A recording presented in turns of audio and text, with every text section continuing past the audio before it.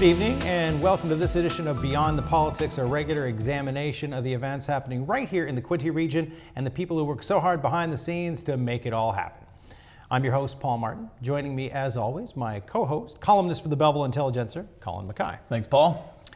We actually have a very special Beyond the Politics this week, this is a special year 2022. Not only are we entering now year 3 of dealing with the COVID pandemic, but there are 2 elections scheduled to happen here in the province of Ontario. The provincial election happening in June and municipal elections in municipalities right across Ontario, which are happening in October.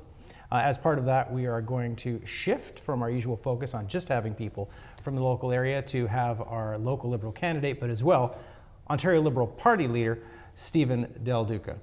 Steven, do you prefer Steve or Steven? I'm easy, but my mom and my wife prefer it when people call me Steven. There you go. It's also my middle name, by the way. That's not why this was arranged. So you're a very busy man. I won't beat around the bush.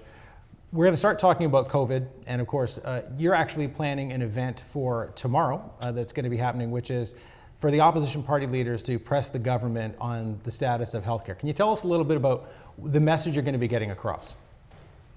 Well, look, first of all, let me say it's a real pleasure for me to be on this program with both of you this evening. And I'm really grateful that you've given me this opportunity to share my thoughts about where we find ourselves as a province right now and where I think we need to go in the future. So, look, let me also say that I know this has been a really tough week for families in Belleville, in the area around Belleville, and right across this province of ours with respect to finding out that more than 21 months into this pandemic, we're back in a really tough spot. My daughters, who are in grade 9 and grade 5, went back to online learning today, which I know is a struggle for millions of families across this province, including mine. It's not where we wanted our kids to be at this point in time, but we also know that Doug Ford and his team have not done enough to make sure that our kids' schools are safe for them and for frontline education workers.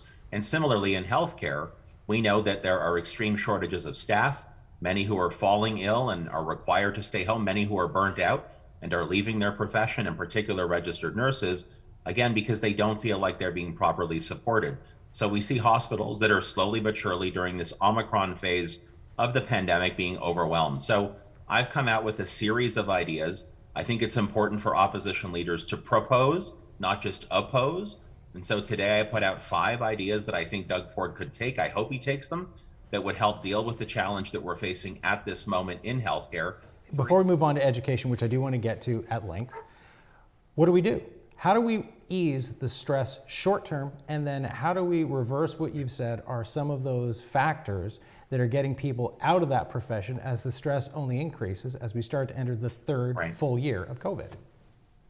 Yeah. So first of all, it's horrible to hear you say the words third full year of COVID, but you're bang on. I mean, this has just been so exhausting for the people of Ontario, this whiplash effect of openings and closings. And, I've said this repeatedly in other interviews that I've done over the last few days.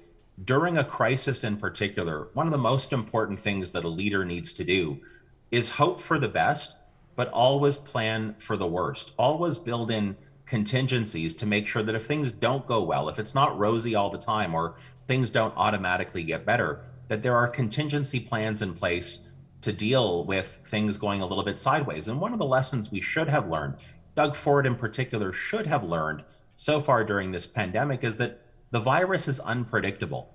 And if you're overconfident, if you're complacent, if you're not paying close attention to what's taking place elsewhere, and you're not building in those contingencies, it can really come back to haunt you like it is haunting the people of Ontario right now. When I spoke to media earlier today, I put out a 5-point plan. Now, this is just the latest in a series of positive, collaborative suggestions that I and the Ontario Liberal team have been providing for now more than 2 years to Doug Ford at various stages of this pandemic. But in today's list of 5 proposals, and I'm going to run through them really quickly because they deal specifically with the, let's call it, human resource or staff shortages that we're seeing in healthcare right now. Number 1, I said Doug Ford should pick up the phone, call the Prime Minister, and ask for the military to come back into Ontario to help. We are seeing the military. They're in Quebec right now because Premier Legault from Quebec made a request of the Prime Minister. Let's get the military into Quebec, he said, to help with the vaccine rollout. And the military are there right now lending a hand. I think we're now at a critical point where we need that help in this province. That's number 1. Number two, repealing Bill 124, as we talked about already tonight. Number three, we know that in Ontario today, there are about 15,000 internationally educated nurses who are not credentialed in Ontario. Therefore, they can't practice their profession. Many of them desperately want to. Many of them were educated in other parts of the world where they have been practicing medicine longer than Canada's been a country.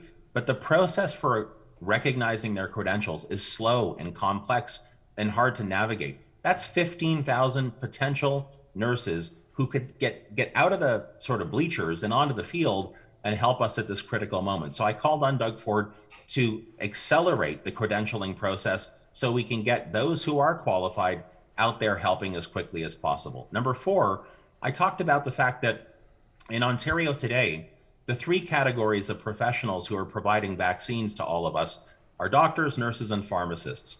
There are dozens of other regulated health professionals, for example, dentists, chiropodists, and others. They are regulated health professionals and they are prepared to step up and help with the vaccine rollout. They just need to be given the green light by the provincial government to do so. Here's what that accomplishes. If we have more of those regulated professionals volunteering to step up, it frees up our doctors and nurses so they can focus exclusively in our hospitals and nursing homes doing the work that only they can do.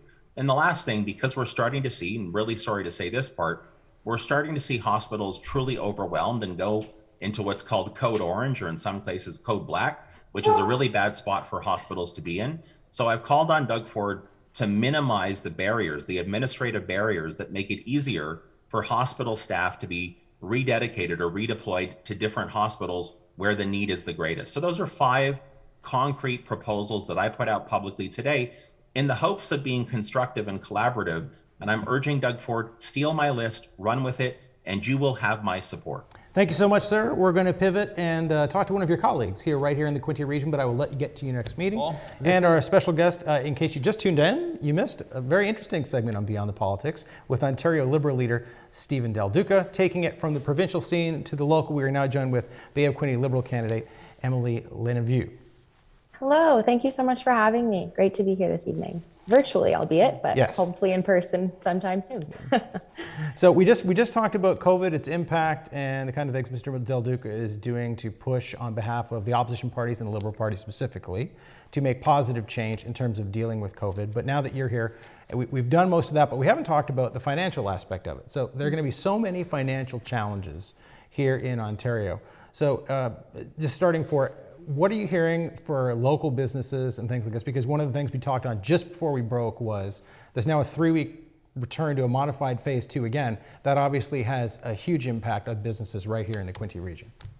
Yes, great question. I think it's really important first and foremost to consider not only that our small businesses are unfortunately in these situations where, restaurants have to pivot again to takeout. And I hate using the word pivot, but I'll unfortunately have to use it quite often again in 2022. But our small businesses have to, again, look to ways that they can either go virtual or increase their online sales, for example, but also they need more assistance. I think I'm sure Steven mentioned it, federally and provincially, we need to work at all levels of governance to really focus on not only our small businesses, but also our micro businesses. We have to consider that there are a lot of businesses here in the Bay of Quinte and Belleville and Trenton, for example, that might have less than 5 employees. And these businesses might not qualify for certain federal funding initiatives that exist currently. So I think we need to look at our municipal and provincial levels of governance to really hone in at the smaller level of businesses and make sure that all levels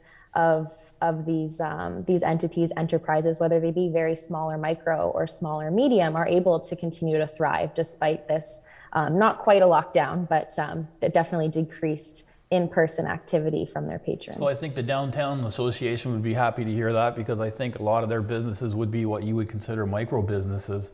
So do you think the provincial government should put, is it going to be a grant? Is it going to be a loan?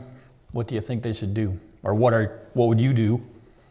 Yeah, I definitely think we need to look to grants over loans, and just like we've experienced as post-secondary students with OSAP, if I can sort of make that parallel there, it's really important that when we do get these provincial loans or these provincial grants, that they remain grants and they don't get converted to loans. And that's something I also fear as we progress and hopefully see a little bit of a light at the end of the tunnel, if I may say, as we are 3 years into the pandemic. We want to start thinking of what it looks like when we do get back to our new normal and how we're going to pay for all of these things. So I think it's really important that we also need to have that future thinking of making sure that grants stay grants and they don't get converted to loans, or being a little bit upfront and offering perhaps both options at once for businesses that might prefer just to take the loan up front and not have to worry about changes in the future. So I think it's really important that we give more options to our businesses and more options for those smaller sizes of businesses as well. Thank you so much, Emile Leneveu, Bay of Quinte Liberal candidate. For our first segment, Steven Del Duca, Liberal leader. As we continue a very political year and beyond the politics, our guest next week, for the first time since his win in the election last fall, will be new Bay of Quinte MP Ryan Williams. Thank you for watching, and we'll see you in 2 weeks.